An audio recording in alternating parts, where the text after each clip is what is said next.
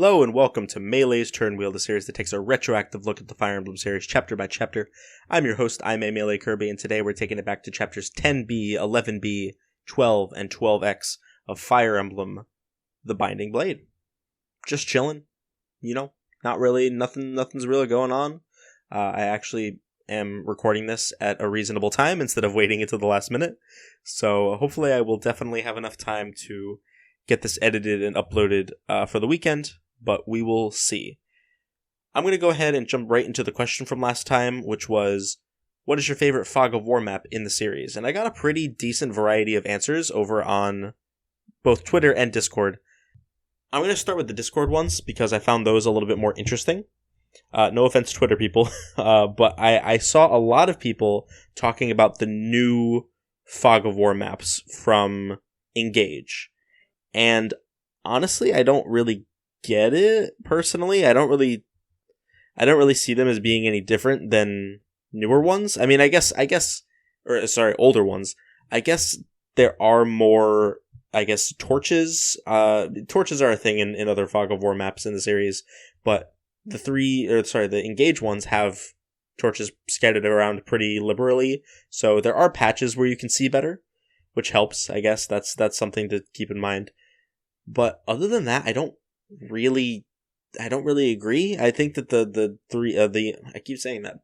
Engage Fog of War maps are just as bad as the old ones. Personally, I don't dislike them anymore necessarily, but I don't really vibe with them personally. On Twitter, I got two answers. At Biozilla says, Fog of War has been most tolerable for me on Chapter 12 of FE5 and Chapter 14 of FE6. You see, this is an interesting response. In fact, I'll just go ahead and read the other one right now. The other one is from Super User Person, Soup, who we had on a couple episodes ago. And Soup says, would you believe me if I said that, genuinely, Arcadia is my favorite Fog of War map? And Arcadia is FE6 Chapter 14. So Biozilla and Soup actually had the same answer there. And I find that very interesting because I think Arcadia is actually one of the worst maps in the series, or at least one of the worst Fog of War maps. Obviously, I'm not going to spend too much time on that because we're going to be talking about that in literally the next episode. But I am curious kind of like what your guys' thoughts are on that. Maybe I'll ask a little bit about that next time.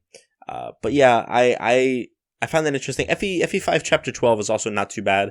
It's a pretty warp skippable map, and then even if you don't warp skip it, it's pretty easy. You can just kind of walk into the fog and not really worry about it, but there's not really a whole lot else to say there. FE6 Chapter 9, like I said, is probably up there for me.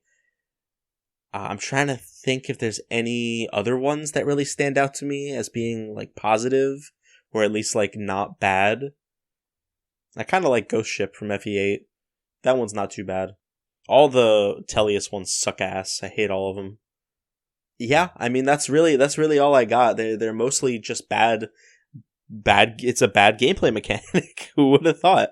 But I personally find FE6 Chapter 14 to be on the lower end because that's combining like a lot of things that I find annoying about Fire Emblem maps. But again, that's a story for another day, and specifically, roughly 2 weeks from today, or from now, I guess, from when you guys are hearing this.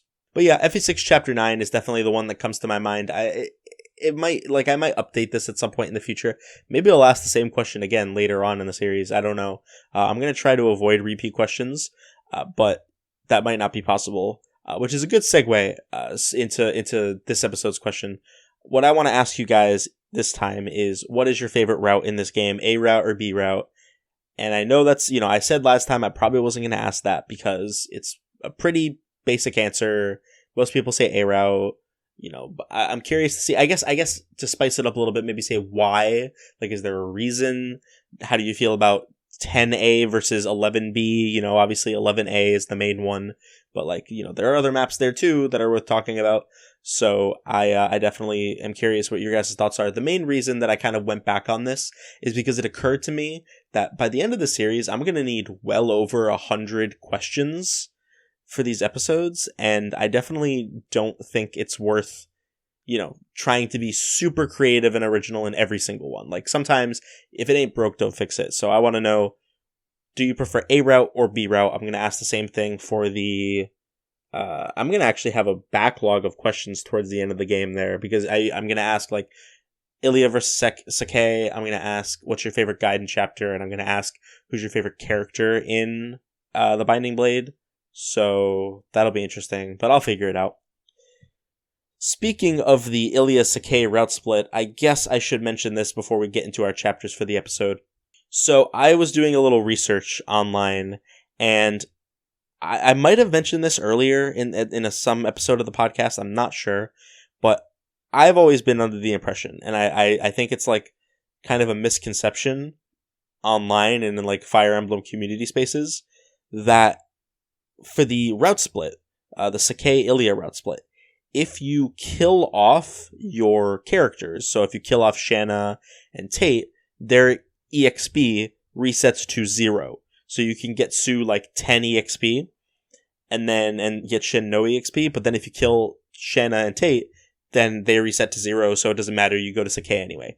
That's what I was planning to do. I was planning to have Shin and Sue on the bench for the entire game, and then just when I wanted to do Sake, I would, reload a save state, kill off Shanna, and I would be able to go to Sake.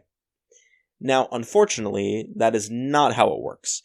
It does actually keep track of the experience that they gained before they died, and that is factored into the route split decision. So I'm gonna have to scramble a little bit to grind up Shin. That's probably my best bet. I have a couple ideas of how to do this. I am considering this option.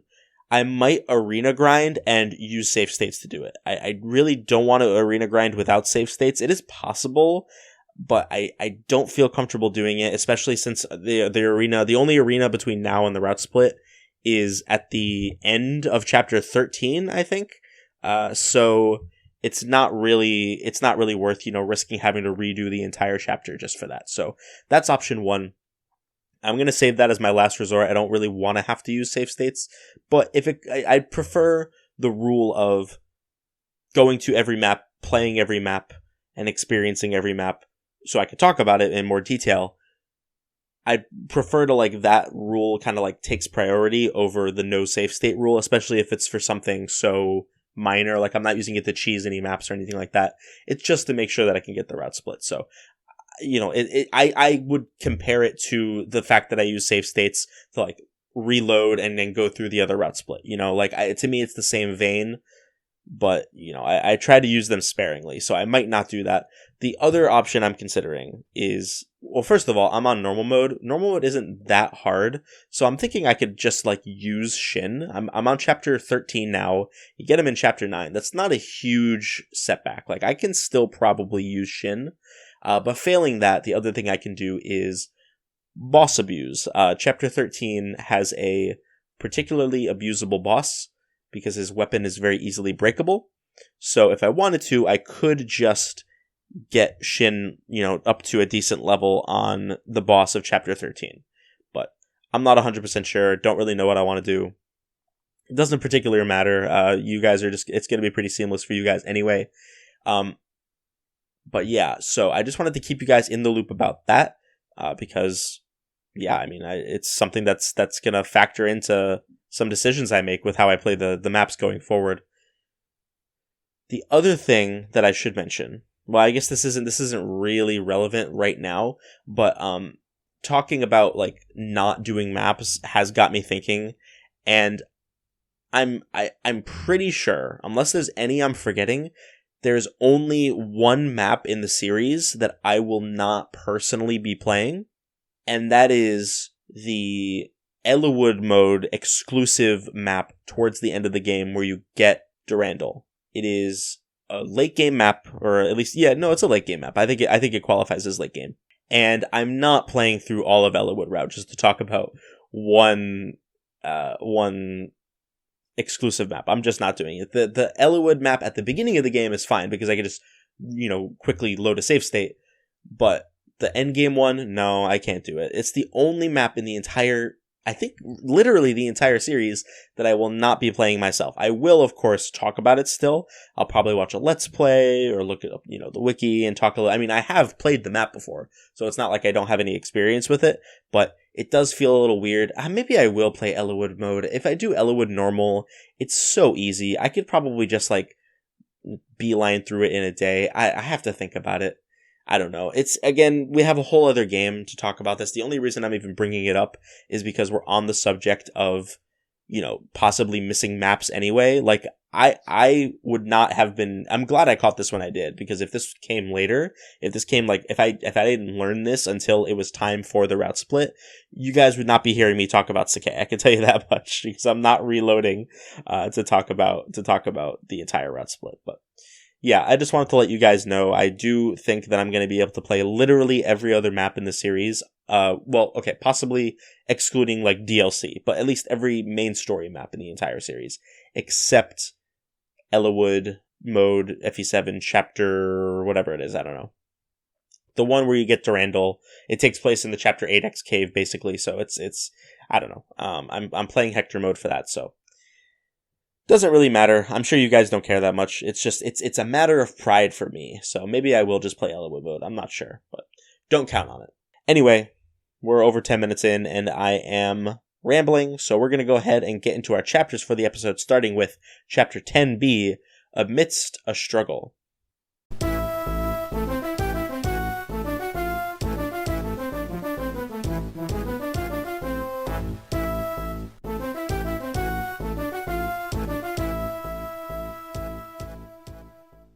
This breaks down basically the same way that it did in the previous route split. Roy hears about something going on in the Western Isles and he decides to follow up. This time he hears about the resistance forces fighting in the west, so he decides that he's going to go check out those resistance forces. And he comes across a village where there's a man named Elfin, who we did talk about. We did actually see him at the end of A route, but here we get to encounter him a little bit earlier. Elfin is the leader, or sorry, not the leader. Is he the leader? He's like a prominent member of the resistance forces. So the people here in the town, the bad guys, Etruria, they want to capture him so that they can, they can put a stop to the rebellion. So they're hunting for Elfin, basically, through this town. And that doesn't mean anything mechanically. It would be kind of cool if they did. If it did. If there were soldiers, going through the town and you had to stop them before they got to a certain spot. That'd be kind of neat, but that's not how it works. It's just the framework for the story. There's a similar scene to the one we got in Chapter 11A, where Milady comes and talks to the boss here. I don't even remember his name, to be honest, and I'm not going to look it up. But she talks to him and asks if he knows where Princess Guinevere is, and he says no, and she goes and talks to Gale. We don't actually get the Gale backstory in this one. It's mostly just, the conversation was not particularly memorable, but basically she says, I'm going to go check with Orlo, and then if Orlo, because that's the conversation that we see in Chapter 11A. So if Orlo doesn't have her or doesn't know where she is, then I'm just going to go back to the mainland. But yeah, Gale just kind of nods along. We don't get that backstory here, which I think is a shame. I don't remember liking Gale very much, so maybe it's not really that big of a deal, but at least he has something to work with in A route, whereas in this he just kind of doesn't. But then the chapter begins, and you're going to notice that it's pretty similar to Chapter 11A in some regards. It's a village map, a la Chapter 7. And the goal here is to get to the throne and capture it, of course, like every map. But along the way, there's going to be a lot of houses that you need to visit in order to get cool stuff. And there's a bunch of recruitable characters along the way. The most notable difference here, though, is that it's a little bit more annoying to get through this map than it is 11A. 11A, well, it kind of is and it isn't. 11A is pretty linear. There are technically two ways you can go. I guess there's also a third way. I'm pretty sure you can go down the left side in 11A, but why would you ever do that? There are technically two ways you can go, but the right side requires you breaking a wall that takes forever, and it just doesn't really, there's no reason to. You can just kind of go in a straight line, and I feel like that worked for 11A. I do usually like it when you have incentives to split up your army. But it also works when there's more of a focused linear path that you're intended to go down. You're supposed to be making a beeline for these villages, so it doesn't really matter that you're all going the same way. At least that's how I see it. Chapter 10b does things a little bit differently. The houses are a lot more scattered around, and you're incentivized a lot more to split up your group because the wall to access the left side of the map, that is much closer and is honestly like faster probably than going around. So rather than the wall kind of just being an out of the way annoyance, it is actually a viable strategy to just break the wall down and give yourself a little shortcut up to the top side of the map. You are going to need to go there for some houses and also some other side objectives. So it's a worthwhile shortcut to take. And then the right side is the way you access the boss without breaking any walls, but you don't really need to do that. You can just break some walls. There's a lot more breakable walls in this chapter, and it's not bad. I do think the walls being so bulky is a little annoying, but I also like that they're actually used to decent effect here. And what I also enjoy is that there's incentive to have Shanna kind of like flying from one side to the other. Like there's walls kind of all up around these houses. It can be a little bit difficult to navigate. There's enemies that are going to try to take pot shots towards you over the wall. But Shanna is able to cut between both sides of the map pretty effortlessly. So she is able to do a lot of cool things, like killing enemies on one side of the map to help make things easier for your guys going up the middle. And then if she needs to like quickly get over to the other side to rescue drop somebody, she can do that. And she can help, take people over the walls. There's a lot more for Shanna to do on this map, I feel like, compared to Chapter 11a, where she basically either just went with your main group, or she could fly over the wall to go to like the shops in the middle, which didn't really do anything because there are some archers there, so it's not like she could really go in and pull a whole bunch of enemies. You kind of needed to be careful with her. So yeah, I kind of like that aspect of it. It is a lot longer and a little bit more tedious, but I do think Chapter 10b is a pretty solid map. It's not as good as 11a, but I genuinely quite like it. I think it's a really solid map all around in terms of like your side objectives and things like that. It's a pretty fun premise for a map, I guess, or a framework for a map, I guess would be the right word. There are two houses here that are worth talking about. I mentioned this in the SSS episode on Lot and Wade, but two of these houses are actually theirs. They are from this village in the Western Isles, and if you visit the houses with them, then not only do you get unique dialogue, you get extra rewards. Only two of the houses. One of them has Wade's sister, Mary, and if you visit it normally, like with anyone who isn't Lot or Wade, you get a door key. Whereas if you visit it with Lot or Wade, you get a sword reaver. That's what it is. And the other one is a much bigger deal. So Lot's little sister, Mew, I guess is her name, she normally gives you an elixir, which is pretty nice. Elixirs are good in this game. But if you visit with Lot or Wade, you get a speed wing, which is huge. Especially if you're playing hard mode, it makes things a lot easier for you. Now, I'm a dumbass, and I forgot to bring Lot or Wade. I usually bring them just to get the dialogue. I like seeing the extra dialogue here. But I didn't bother this time. I was like, I could just look up the dialogue on the wiki or whatever. I did not realize, I'm sure I knew this at some point, but I must have forgotten, that you get unique you get unique rewards, and that the rewards were way better. So I didn't get the Speedwing, basically, is what I'm trying to say. And it's not that big of a deal. I mean, normal mode isn't that hard, so I can live without it. It's not that big of a deal, but it is worth mentioning. Speedwings are very helpful. There are a lot of characters coming up who would benefit a lot from the Speedwings. We get Bartre, Ray, Milady, all these characters who, definitely want a little bit of extra boost to their speed. And, not to mention if you have any characters who you already have who want a little bit of a boost to their speed. I definitely could have used that Speedwing to good effect, but, it is what it is. Not that big of a deal. The dialogue here is very cute and endearing.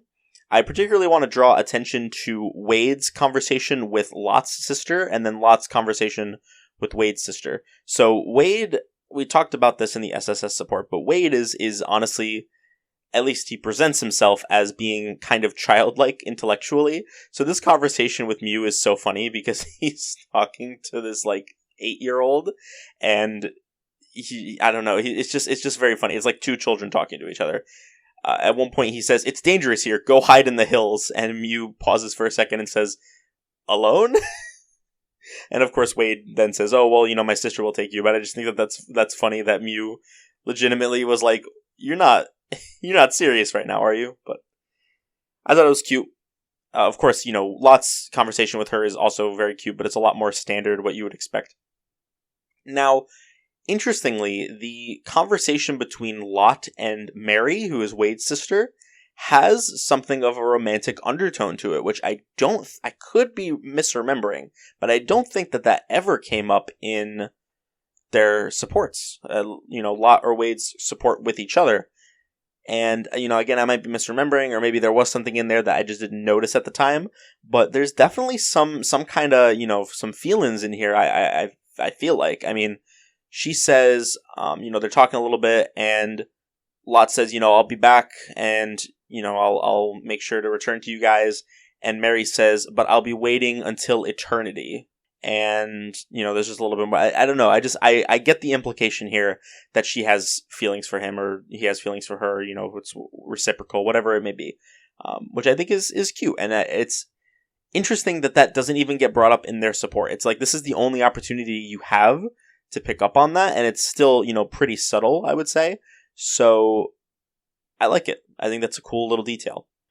Unfortunately, I did not get this dialogue or the fun fancy rewards, but if you do, then it's definitely worth, if you want them, it's worth bringing Lot or Wade or both to this chapter, even if you don't actually expect them to be able to do anything. The hard part is that this chapter is, I wouldn't say it's like super difficult or anything. It's definitely not as hard as 11A, but it's not easy either. And I wouldn't recommend, well, I guess that's not, I would recommend bringing one of them so that you can get the Speedwing, but just from like a pure utilitarian standpoint, it doesn't make sense to waste 2 character slots or 2 deployment slots on 2 dead weight characters that you haven't used since chapter 2, which I assume is going to be the case for most people. I know some people like Lot and Wade, and they might use them, but for the majority of players, you're not going to have that experience. So you're just going to end up deploy.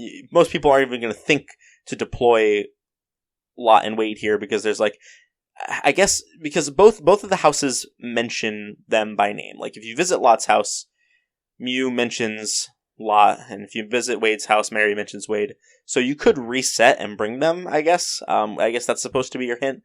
But by the time you get to them, they're just like, you're like halfway through the map already. I don't know. It's a little bit sloppy, but I guess, the rewards, especially the Speedwing, are so good that I feel like it's worth it. And I guess you could also consider this to be a reference to FE5, where both of these give you like unique rewards based on the Axbro that you visit them with. Although in this case, both Lot and Wade, you could bring just one of them and get the unique reward from both. It's not exclusive to Lot or Wade. There are a few recruitable characters in this map, as there were in Chapter 11A. We have Gonzalez. See, Gonzalez is actually the first to show up. He is, just like before, he is with some people who want him to destroy a village. Just like before, you recruit him with Lilina, all the same stuff, basically. He spawns up near the top of the map, so you do need to get Lilina up there pretty quickly. I mean, he doesn't spawn super fast or anything, so you can take your time. It's not really a tricky prospect. But talking to Gonzalez with Lilina will recruit him, and he's pretty good. I think you could argue he's better than he is on A route, because he joins at level 10, which means he can promote immediately. And that gives him a lot of benefits from promoting right away, whereas the A route version has to wait a little bit, but the plus side is you're probably going to have a little bit more room to grow, because you don't have to deal with reduced EXP gain from promoting as fast with him. You're going to get EXP faster, you're going to level up faster, things like that. The older games don't really have an internal level system. Internal level is something that we see in, I think, Fates is the game that introduced it, where basically if a character, instant promotes at level 10, as opposed to a character who promotes at level 20, that will affect their EXP gain accordingly. So a character who's level 10 promoted 1 will get EXP faster than a character who's level 20 promoted 1, because their internal level is different. That's not a concept that's seen in the series for a little while though. So in this game, if you instant promote, then your EXP gain slows down to a crawl pretty dramatically. So I tend to not promote instantly. I usually wait until level 15-ish, give or take.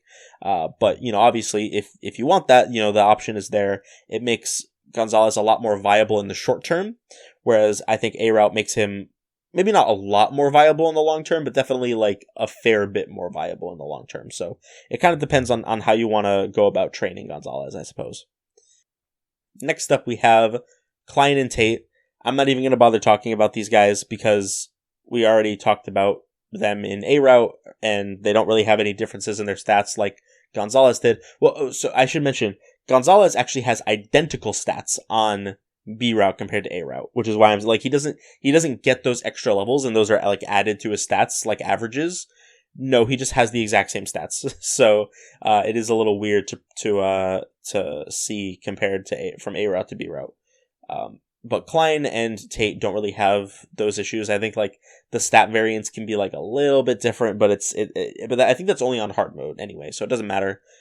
You go about recruiting them, and you go about recruiting them in the same way. I will say it is actually like way, way, way harder to keep Tate's Pegasus Knights alive in this chapter compared to 11A. 11A, they spawned pretty far away from the action, and you had plenty of time to like kill all the guys and make sure that they didn't, have an opportunity to attack the Pegasus Knights. The only reason I lost a Pegasus Knight and didn't get the Elysian Whip in Chapter 11A, I might have mentioned this, is because I wasn't able to recruit Echidna fast enough. So while Tate's group was still red, she just ran up and fucking just owned one of them. It was honestly really funny, but unfortunately I did not get the Elysian Whip. Now, in this chapter, I still had the entire right side of the map that was full of enemies, and Tate's green unit soldiers are just so brain dead. They just ran right up and started attacking. One of them actually suicided on an archer. Like, they ran up and attacked him with a javelin because they couldn't get the close range. And he just, like, retaliated and killed them because, of course, they did. Why wouldn't they? It was funny. So maybe don't go this route if you want the Elysian Whip. I do think it's a fair bit harder to get the Elysian Whip in 10B compared to 11A. But, your mileage may vary, I suppose. And then Klein's group is still basically the same. There's nothing really to report there. Honestly, for how long this map took, I really don't have much else to say about it. You go around, you get the villages, and you kill the boss. The boss is a little bit tricky. I would say he's a little bit tougher than Orlo, and obviously way tougher than Nord. But yeah, I mean that's really all I have to say. It's a good map. It's a solid map. Unfortunately, 11A is, I would definitely say, the superior one. But I do think that this really makes a solid argument. Like when I replay this game, I've played through this game a few times, and I genuinely, there are playthroughs where I just want to go to B route, and like I prefer A route personally. I guess that's me giving away the answer to the next episode's question, but it doesn't matter. I prefer A route, but there are legitimate times that I feel like going B route is more fun. I'm just more in the mood for it. Part of that is due to next chapter as well. I think next chapter is a lot more fun than 10A, but we'll talk about that in just a moment, I suppose. So they capture the castle. Roy meets Elfin, and they talk about, he's like, hey, join the resistance, and he's like, okay, yeah, whatever. Basically all the same stuff that happens with Lalum in A route. Interestingly, we don't actually see Lalum in this route at all. At least, not that I remember. I'm pretty sure she's just not there at all, which is interesting. We do see Lalum in A route, and of course she, and then Elfin's there too, so we get both of them, but doesn't really matter. Now, next chapter is chapter 11B, which is called Flight Towards Freedom. And basically, Roy is here with Elfin with the intention of freeing some prisoners. So this is where basically the men who are being sent to work in the mines are held until they are ready to be sent to the mines, basically. So it's like a holding facility. And Elfin wants Roy to assist in freeing some prisoners. Now, the prisoners have already actually escaped due to Elfin kind of like pulling some strings, getting some spies in on the inside to let them out. And so all you need to do is make sure that you get to them and help them out and let them escape. And if you let them escape, then you get a reward at the end of the chapter, which I don't remember what it is. I think it's like a promotion item or something. It's maybe a stat booster. It's pretty good, so you're definitely going to want to do this. Keeping the villagers safe is like really not that hard on normal mode. The only really like realistic threat to their safety is a ballista in the center of the map, but on normal mode that's like really piss easy to go and just knock out with Shanna, so you don't really have to worry about it. Now, the map here is split into two paths. You can go left or you can go down. I sent one group left, I sent one group down. It was fine. It worked out pretty well. There's not really a whole lot. We are seeing promoted enemies here, which is pretty cool. There's a berserker. I think there was a sniper at some point. They're starting to break out the big guns, but I was able to take them down no problem.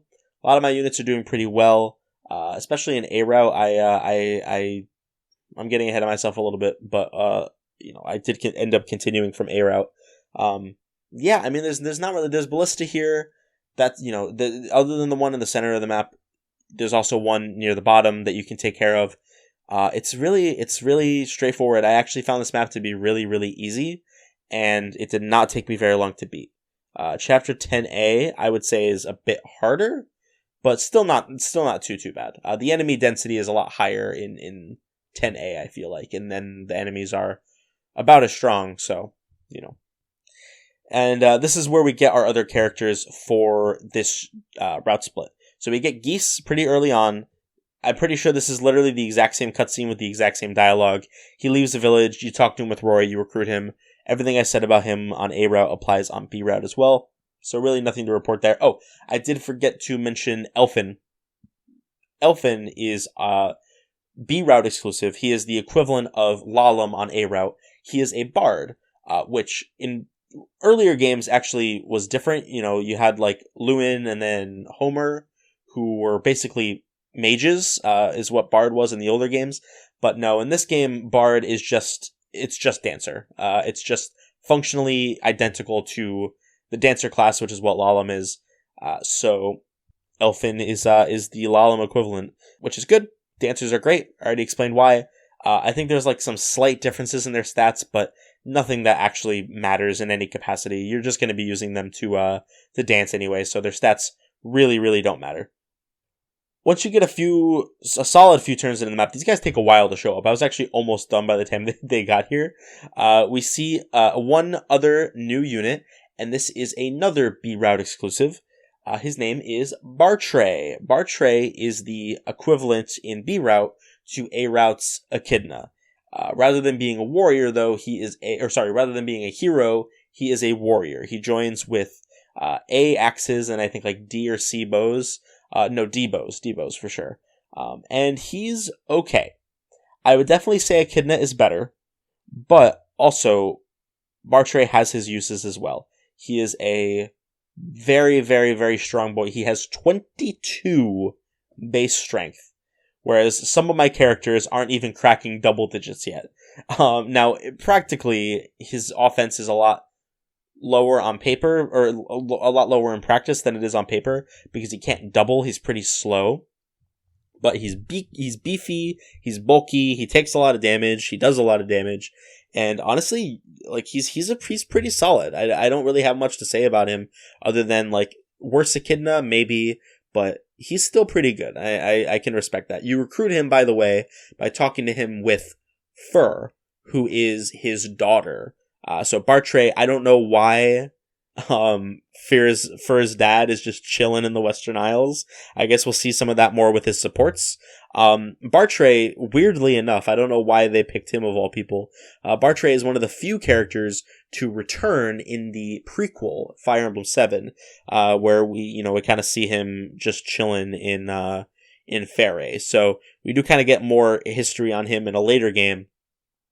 But for now, we kind of just have to infer that, he's just helping out the resistance. He's just a cool dude. His interaction with Fur here is pretty funny. He's just like, oh, don't you want your dear old dad to help you, help you along your journey? And basically guilt trips her into joining up with Roy. It's quite enjoyable. I like Bartre. Just his introduction here, I should say. I don't really remember any of his supports or if they're any good or not, but I guess we will see. And yeah, B Route's really not that complicated to talk about. I think, well, because I think a lot of the stuff that took up time in the previous episode in A Route was the different characters that we recruited, and we really don't need to talk about any of them here because we've already seen all of them except for Bartre. But yeah, that's really all there is to Chapter 11B. It's pretty fun. I like, like I said, I like incentivized army splitting. I think that's pretty good. Whereas 10A and 11A are relatively more linear and provide you with very little incentive to split up your army. In fact, it actively disincentivizes you, I would say.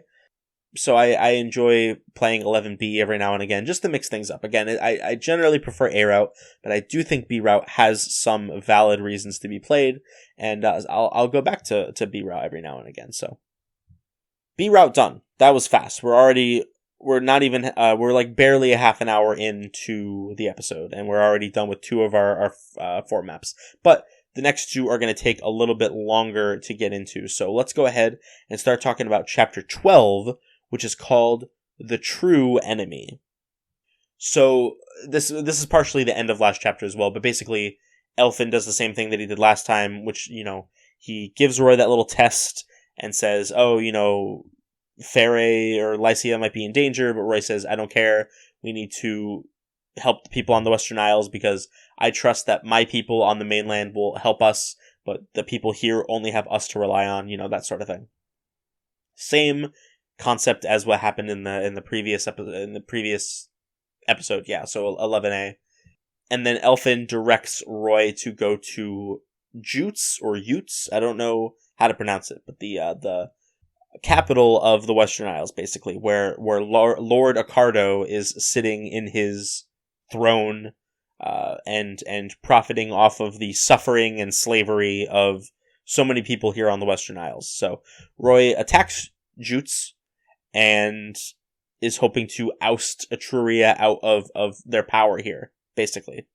Oh, and I should mention that I briefly touched on this earlier, but I did continue from the A Route save file. I compared stats. They were mostly the same across both routes, but I think my Dorothy was a little bit better in A Route, so I ended up going for A Route. Not really, doesn't really matter all that much, but just so you guys know, that's where I'm at. So I have Echidna on my team. I have Lalum, that sort of thing. I'm pretty sure those are literally the only differences, effectively, at least as far as you guys are concerned. The opening narration of Chapter 12 brings up something that I find pretty interesting, which is that Accardo, who is in charge of the kind of operation here on the Western Isles, he's a member of the nobility, but he's not really that important or relevant to the court in Etruria.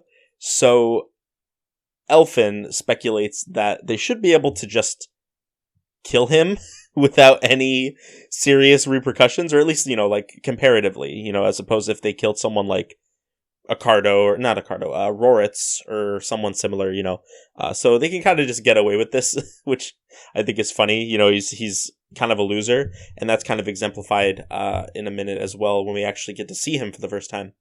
Now, I don't remember if it was speculated earlier, but at some point, I think it came up that Byrne was working with Etruria, possibly, there was a rumor going around that was the case. But now we see here that it is confirmed because Accardo is speaking to a guy named Flyer, who is a Byrne soldier, basically, a Byrne, commander. And, it seems like they're collaborating, and Flyer says, hey, listen, you take off, we'll take care of it. Go do what you gotta do, basically. And Accardo takes off. Flyer kind of talks shit about him behind his back. At some point, he mentions that they have some kind of secret weapon, and it's revealed a short while later that it is actually a dragon. So we heard about the dragons, being the ones that kind of came and helped fuck up Hector in Chapter 3. So we know that Byrne has dragons, but this is our first time actually seeing one. And he is tough for sure. We'll talk a little bit more about him because he's the boss of this chapter. Eventually, we start seeing them. Actually, not too much longer before we start seeing them as just normal enemies. But for now, he's the boss of the chapter. He is powerful enough to justify that. But I guess it's like not entirely common knowledge that the dragons are back. Like, people have heard about it, but it's not like no one's been able to confirm it, or very few people have been able to confirm it. Makes sense, right? Because like I'm sure most of the times they've brought dragons, they've won and killed everybody who could have corroborated the stories. But it's worth mentioning because we see here that there's a character peeking into the room where Flyer is talking with this dragon. And that character is Ray, who's a character, a recruitable character we're going to talk more about in just a second. But he sees what's going on and he's like, this is cool. I want to learn more about this dragon, so I'm going to pretend to be a Burn soldier to kind of stay close to the action, so I can see that dragon, up close. And he kind of goes off into the corner and does his own thing for a while. Oh, and they also mention, I think it comes up in this opening conversation. If not, either way, I'll just say it here. There is a Gaiden attached to this chapter, chapter 12X, and in order to get it, you need to beat the chapter in a certain number of turns. I want to say it's like 25 or something. It's a very generous turn limit. Let me double check, though. Okay, it's chapter 20. And also, Elfin needs to be alive. I've actually never heard that before. So that actually makes this chapter a little bit harder to get in B route, because Lalum can die in A route, and you'll still go to this chapter. That's interesting. I never knew that, actually. But 20 turns is not... I wouldn't say it's, like, impossible to fail this Gaiden chapter requirement, but it's you'd have to be playing pretty slowly to get up to turn 20 without beating the chapter. Now, you're gonna want to make sure that you bring a dragon slaying weapon. I mean, I guess at this point we only have one, and that is Durandal. Although also I think the Worm Slayer, just the actual regular Worm Slayer, works just fine. You need to make sure you bring one of those, because otherwise you're gonna have a hard time killing him. I forgot to bring one. And I was fine because I had magic. Magic can deal with him pretty well, but he's like really slow, so it's really easy to double him. But it definitely takes a lot longer than it should compared to just bringing Durandal. You want to make sure you don't use Durandal too much, because you need it to be you need it to not break before the end of the game in order to get the true ending. But you can use it sparingly every now and again, and this is definitely one of the places where it's like reasonable to bust it out, I think.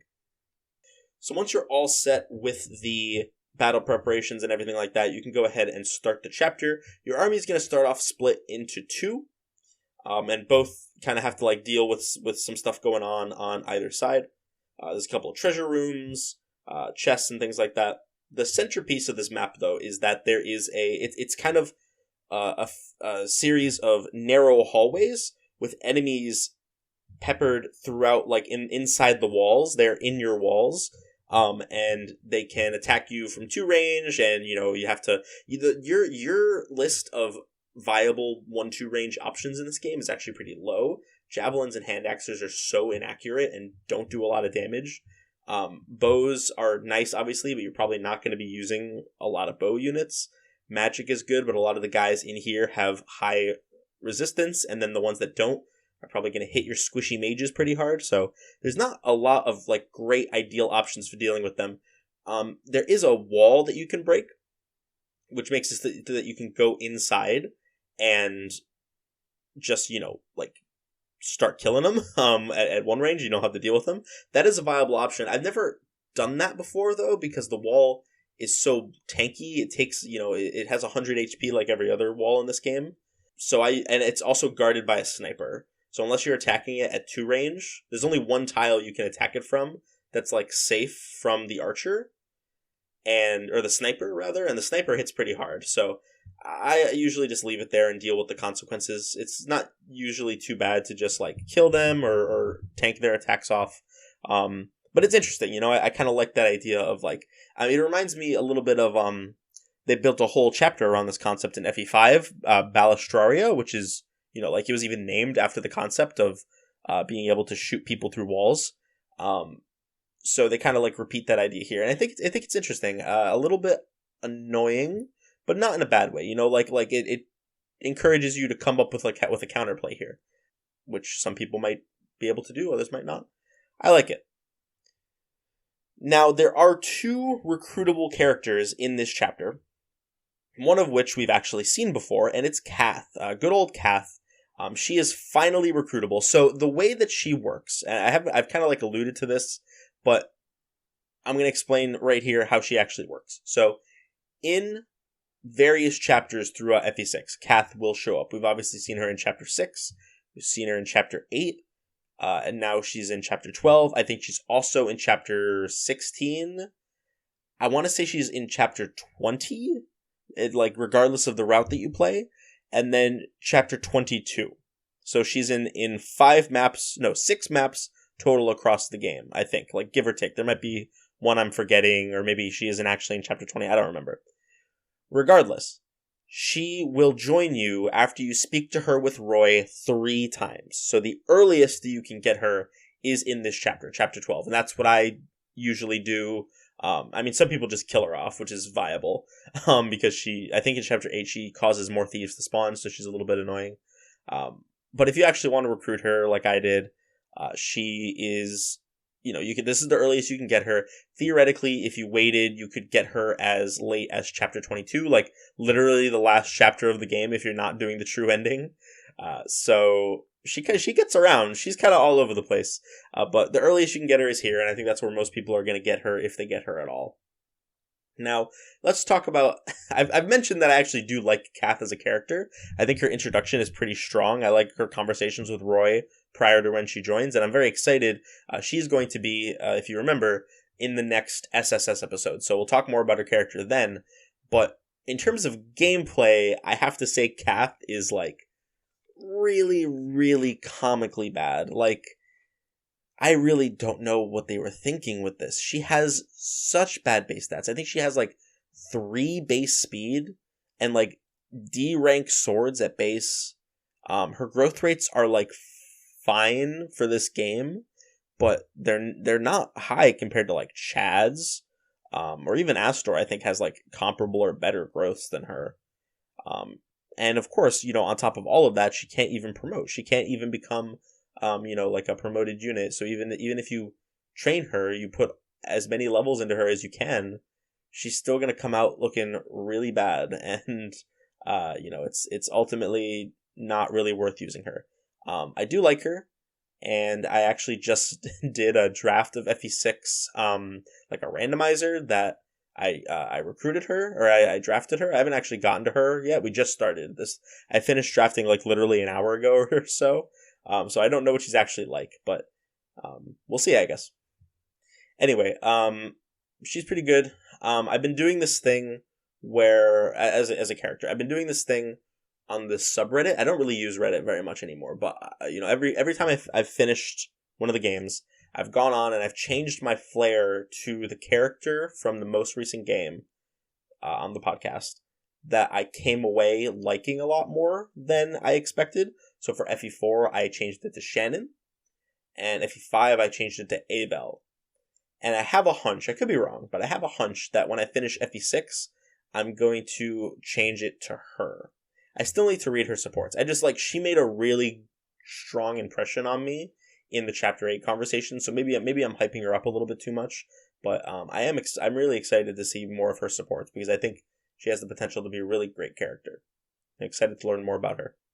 Okay, anyway, she has E rank swords at base. What in God's name? Okay, okay, she's a level 5 thief, okay?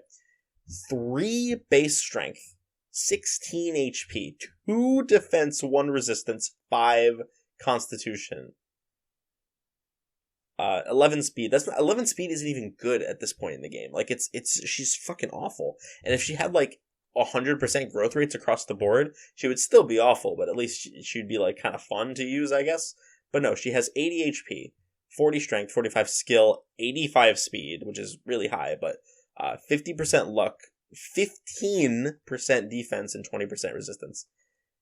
She's really, really, really bad, and honestly, I genuinely don't know what they were thinking when they designed her like this. I mean, I guess they were thinking that you might be playing an Iron Man, and you killed off Chad and Astor. So I guess under those circumstances, she might be pretty useful. I'm not sure. And then the second recruitable character is Ray, that character that I mentioned earlier. You're going to notice that he just looks identical to Lou, except they drew like angry eyebrows on him and you give him like an evil smile. Other than that, he just looks identical to Lou. So, in fact, I think they name drop him in Lou's chapter. So you obviously know that like Lou knows him. You can also recruit him with Chad, and then I think that's it. So, in playthroughs where I don't use Lou, I usually bring Chad to this map anyway because it's actually a pretty smart piece of game design.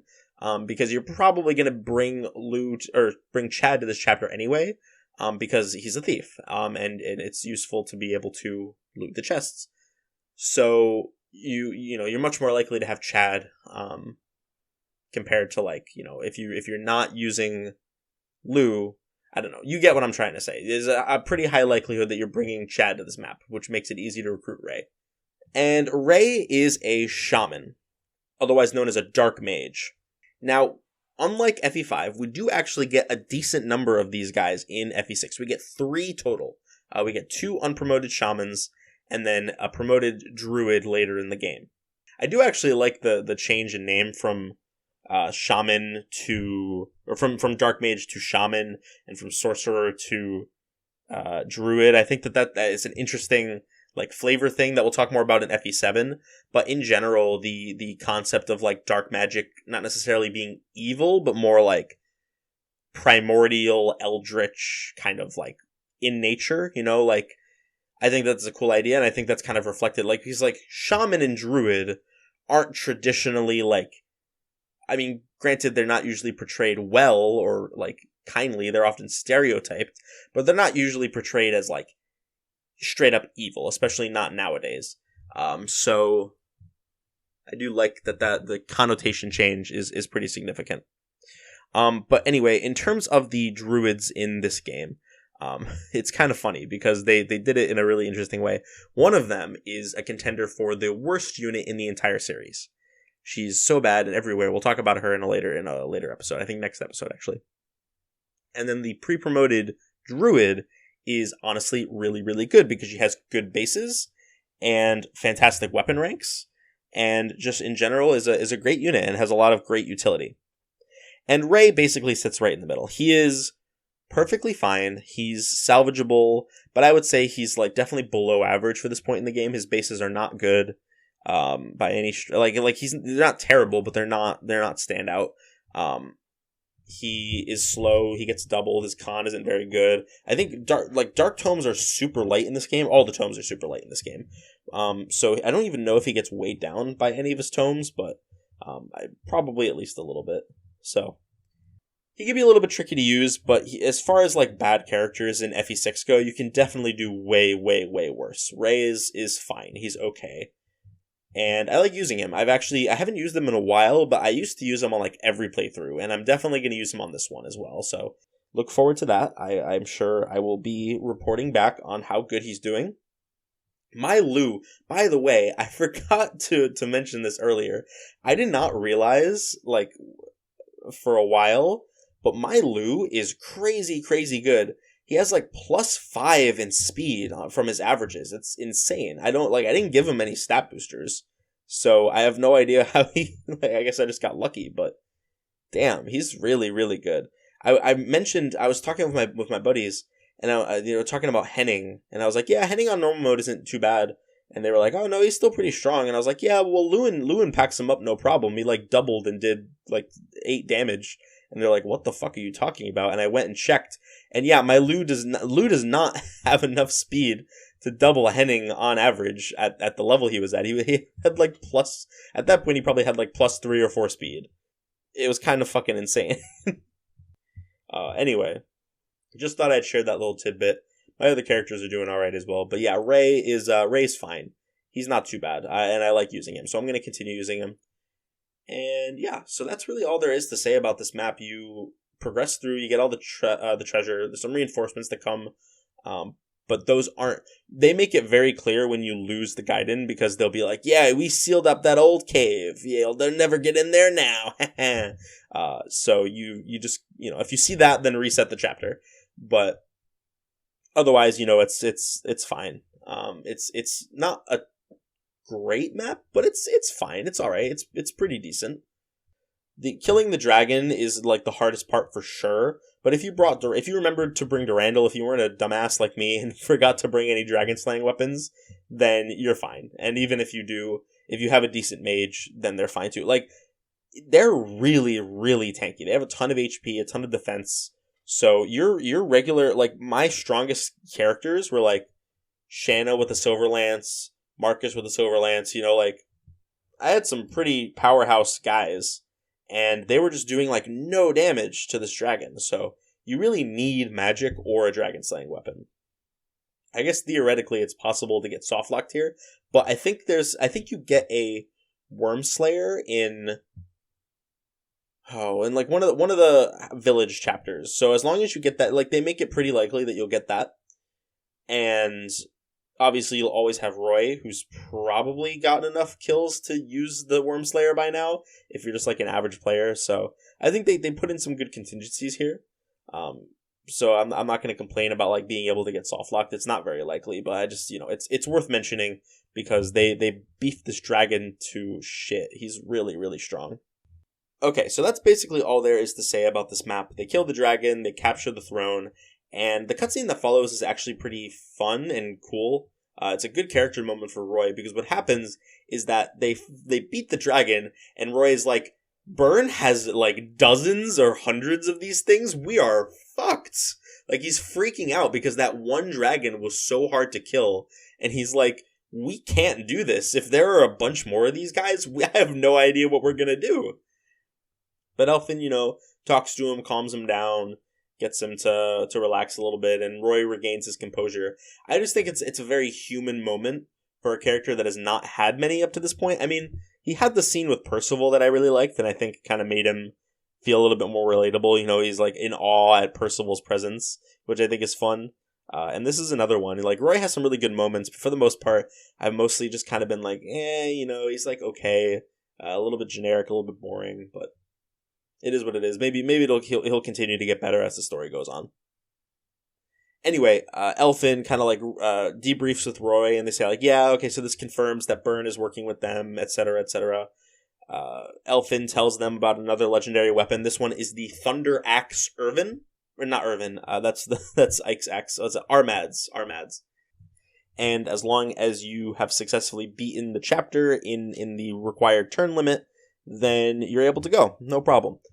And we go into chapter 12X, which is called the Thunder Axe. Bandits have shown up, although this time they are actually here because of Burn. I think Burn like hired them. I mean, to be fair, this entire arc has been about Burn and Etruria working with bandits, so it's not that far-fetched. The bandits have been instructed to seal up the cave, and they have not yet because they're being a little greedy and using this opportunity to find a bunch of treasure. So he's like, the bandit leader is like, well, if we're supposed to block up this cave anyway, it would be such a shame if we let all this treasure go to waste. So he's ordering his goons to pick up the treasure, which of course is his downfall because it gives Roy and co the perfect opportunity to come in and stop them. So this chapter is a Fog of War map, and I was like, you know what? I really like Kath. I'm not using her at all in the game. Like, even I can't bring myself to do that. So I decided I was going to bring her to give her like one shot to impress me, and give her a little bit of a chance in the spotlight. And I mean, she did fine. Like, she got one shot by a lot of the brigands, but she had, really high dodge, so it was fine. Obviously, she's like Fog of War. You bring a thief to deal with the Fog of War, so it was fine. I was gonna bring like Astor anyway, so it doesn't really matter. The deployed slots in the chapter are pretty low, so you can't really bring too many guys. But I brought all the ones I wanted to. So the gimmick of this chapter is, well, first of all, there's a couple. There's poison. Wait, is this the one that they used for Hector? Because the second wave of DLC just dropped for Engage. I'm pretty sure this is the one that they used for Hector, because this map comes back in FE7. Okay, yeah. So this is the they have this cave comes back in Engage. So although it is the FE7 version.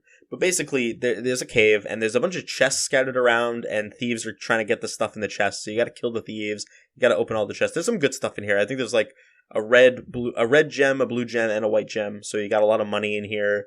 There's some elixirs, which are really good, and then a bunch of antitoxins, which aren't good, but they can at least, like, heal off your poison if you get poisoned in this map, or you can sell them, whatever. Because, yes, you can get poison in this map. There are, like, geysers of poison that can, like, I guess that's the, like, poison gas is coming out of the walls of the cave. And depending on, like, certain spots might spew out poison gas at any moment.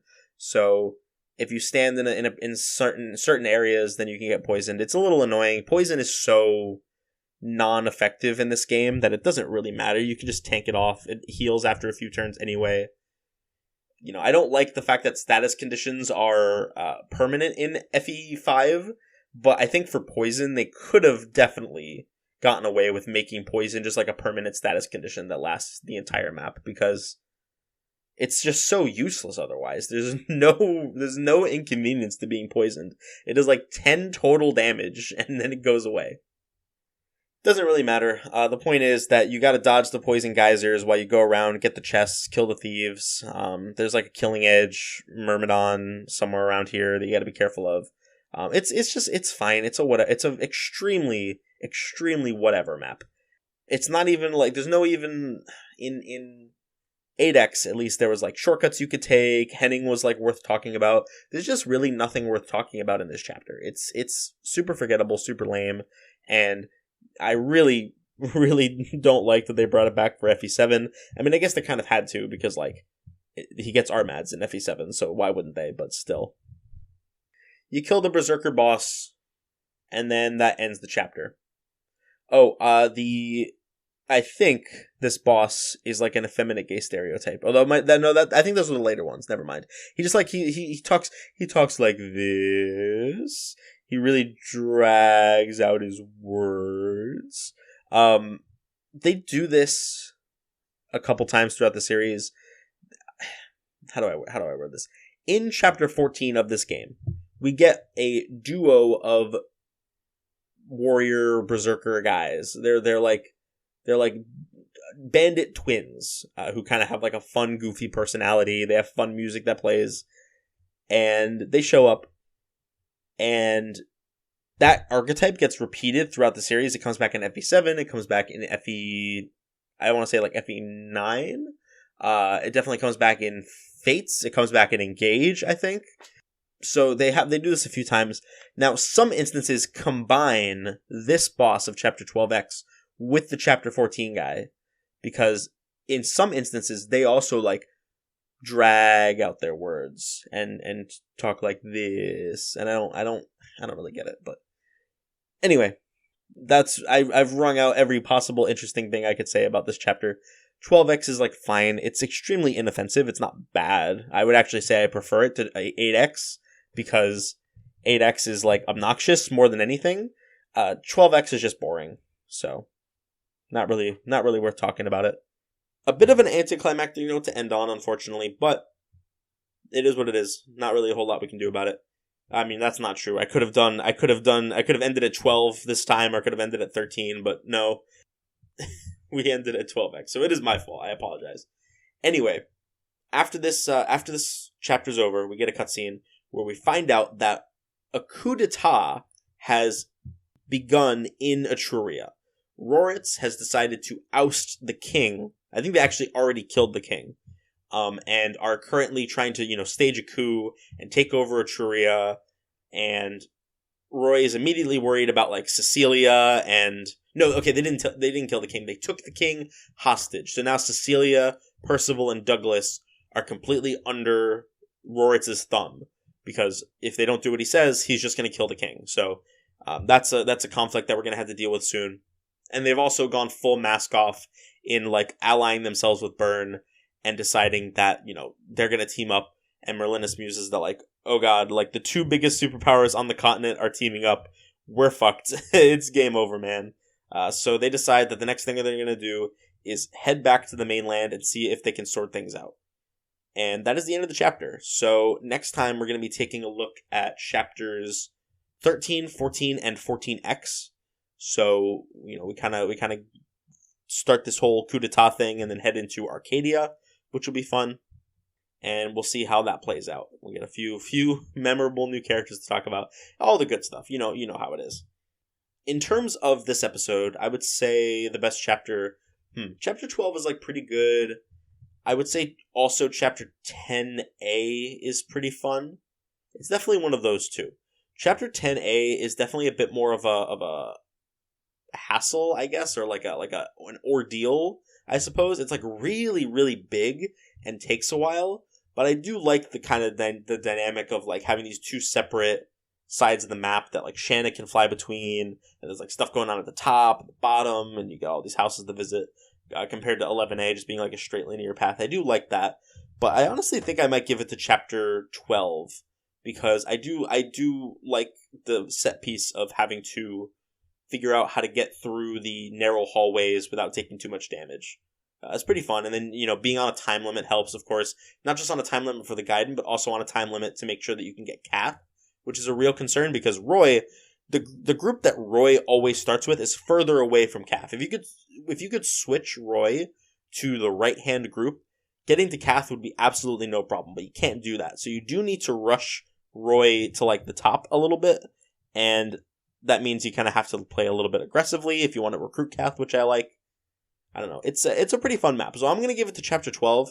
I think the mid-game of FE6 has honestly been killing it so far, and it's not going to continue as far as I remember, but we'll see how that goes.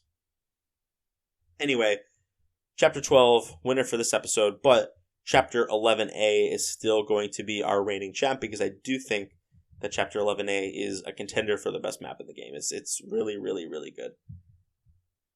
But Chapter 12 definitely not a bad map either.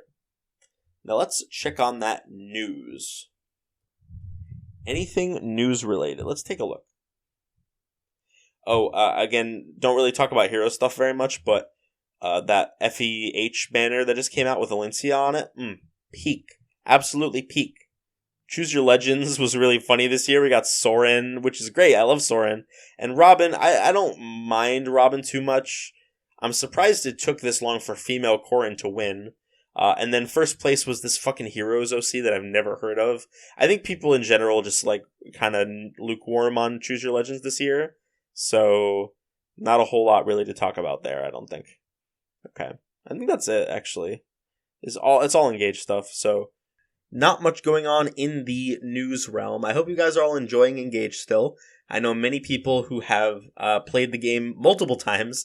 I've still not started my second playthrough. I did draft. I guess I'll talk a little bit about that since there's not really much else going on. I did draft Engage after I beat it for the first time. And I got a pretty good team, I would say.